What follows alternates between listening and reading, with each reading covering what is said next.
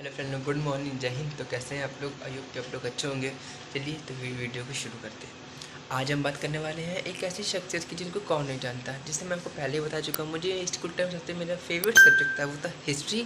तो आज मुझे हिस्ट्री हिस्ट्री एक्सप्लेन करना बहुत अच्छा लगता है, चाहे वो किसी सेलिब्रिटी की हो, चाहे वो किसी राजा महाराजा की हो, चाहे वो किसी क्रिकेटर की हो, एक्टर्स की हो। तो आज मैं बात करने वाला हूँ कि ऐसे शख्सियत है जिसको कौन नहीं जानता। आज मैं बात करने वाला हूँ सलाहुद्दीन अय्यूबी की। जी हाँ, आज मैं बात करने वाला हूँ सलाहुद्दीन अय्यूबी की, जो अपने टाइम पर एक बहुत ही अच्छे नेक दिल शख्सियत थे, जिन्होंने जो है हम मस्जिद अक्सा को यहूदियों के हाथों से फ़तह करवाया। वो पहले ही शख्स थे और जिनका आज भी यूरोप में नाम सुनते ही लोग काँप उठते हैं।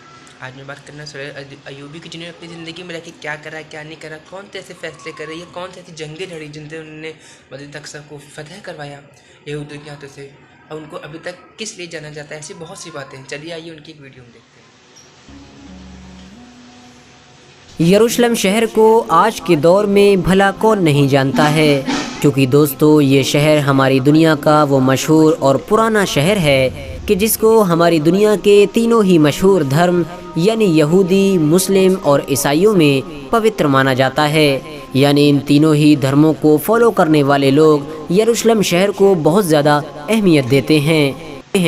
वो हम में से किसी भी इंसान से पोशीदा नहीं हैं। लेकिन दोस्तों, बैतुल मुक़द्दस की बात की जा रही हो और सुल्तान सलाहुद्दीन अय्यूबी का नाम न लिया जाए, ये तो हो ही नहीं सकता है। क्योंकि दोस्तों, हमारी दुनिया के किसी भी इंसान के दिमाग में जब जब बैतुल मुक़द्दस का जिक्र आता है, तब तब सुल्तान सलाहुद्दीन अय्यूबी का जिक्र भी ज़रूर आता है।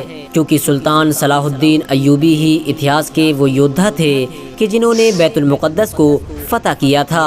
और दोस्तों, सबसे ज़्यादा हैरानी की बात यह है कि सुल्तान सलाहुद्दीन अय्यूबी को सिर्फ मुसलमान ही नहीं बल्कि ईसाई धर्म के लोग भी एक बहादुर, होशियार और रहमदिल लीडर के तौर पर याद करते हैं। और आज के ऐसे दौर में कि जब इजराइल और फ़िलिस्तीन के बीच इस शहर की वजह से जंग जैसे हालात बन चुके हैं, तो आप लोग फेसबुक जैसे प्लेटफॉर्म्स पर सुल्तान सलाहुद्दीन अय्यूबी से रिलेटेड बहुत सारी पोस्ट भी देखते होंगे। न सिर्फ पोस्ट बल्कि ऐसे बहुत सारे फ़ोटोज़ भी देखते होंगे कि जिन फ़ोटोज़ में फ़िलिस्तीन के लोगों ने अपने हाथों में बैनर उठा रखे हैं और उन बैनर्स पर लिखा हुआ है कि ए सलाहुद्दीन अय्यूबी, हम तुमको मिस करते हैं, यानी सलाहुद्दीन अय्यूबी, हम तुमको याद करते हैं। लेकिन दोस्तों, अब सवाल ये है कि आखिर फ़िलिस्तीन के लोग सुल्तान सलाहुद्दीन अय्यूबी को इतना ज़्यादा याद क्यों करते हैं, और आखिर सुल्तान सलाहुद्दीन अय्यूबी ने ऐसा कौन सा काम कर दिया था कि जिसकी वजह से उनको वो ईसाई लोग भी हीरो मानते हैं, कि जिन ईसाई लोगों से ही सुल्तान सलाहुद्दीन अय्यूबी ने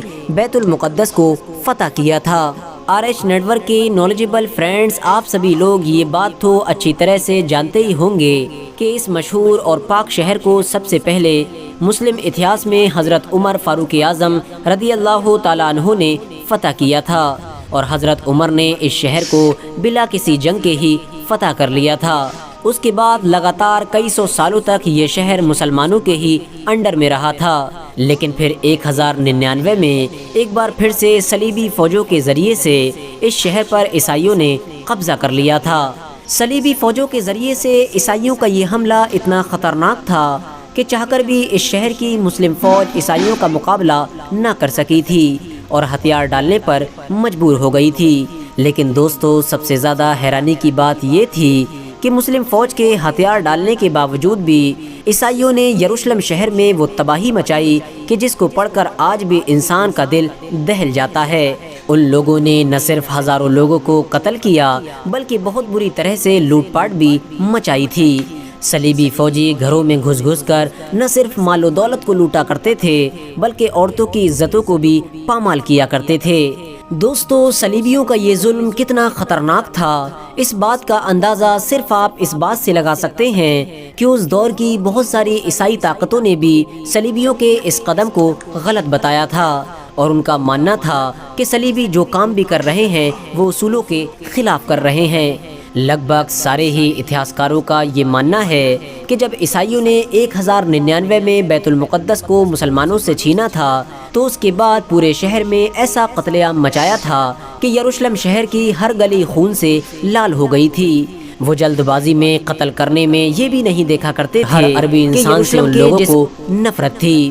یروشلم شہر میں مسلم اور یہودی دھرم کے لوگوں کے لیے اگلے 90 سال بڑی مشکل کے ساتھ گزرے، کیونکہ دوستو عیسائیوں کی صلیبی فوجیں مسلم اور یہودیوں سے یروشلم شہر کو پاک کرنا چاہتی تھیں اور ہر حال میں فلسطین سے ان دونوں دھرموں کو ختم کرنا چاہتی تھیں۔ لیکن دوستو پھر دھیرے دھیرے وقت نے اپنے آپ کو بدلا اور اتہاس میں ایک ایسے یودھا کا جنم ہوا کہ جس کی قسمت میں ایک بار پھر سے بیت المقدس کو فتح کرنا لکھا تھا، اور یہ انسان کوئی اور نہیں بلکہ وہی یودھا تھا کہ جس کو آج پوری دنیا سلطان صلاح الدین ایوبی کے نام سے جانتی ہے۔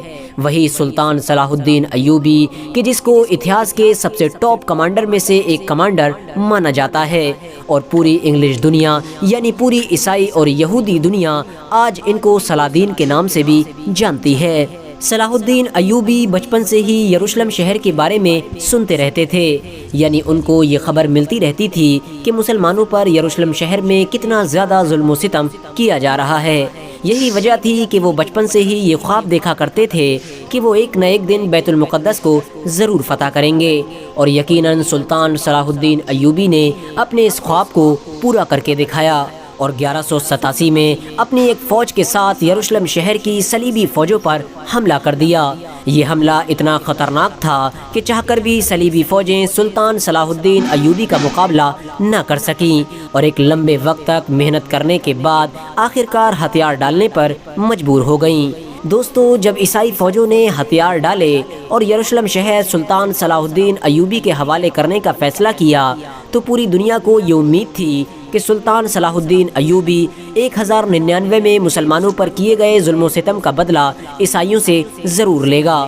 یروشلم شہر میں رہنے والے عیسائی بھی کانپ رہے تھے، کیونکہ ان کو یہ محسوس ہو رہا تھا کہ 1099 میں ہم لوگوں نے جو مسلمانوں کے ساتھ کیا تھا یقیناً وہ ہمارے ساتھ بھی ضرور کیا جائے گا، ہمارے گھروں کو لوٹا جائے گا اور ہم کو قتل کر دیا جائے گا۔